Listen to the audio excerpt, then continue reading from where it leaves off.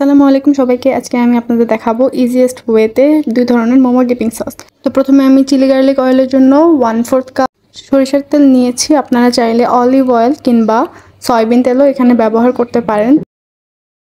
এবার এটাকে হালকা ব্রাউন হওয়া পর্যন্ত ভাজবো এবং এখানে আমি এই পর্যায়ে দিয়ে দিচ্ছি 1 টিস্পুন পরিমাণ রেড চিলি পাউডার অ্যান্ড স্বাদ মতো লবণ দিয়ে দিব।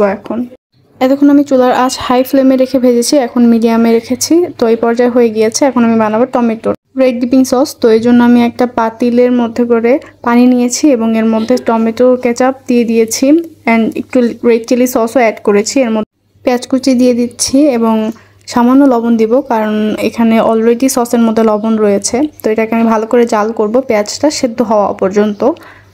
তো দেখুন আমি নেড়ে নিচ্ছি অ্যান্ড এটাকে অলমোস্ট হয়ে গিয়েছে। তো এখন এই পর্যায়ে আমি কর্নফ্লাওয়ার অ্যাড করে দিচ্ছি।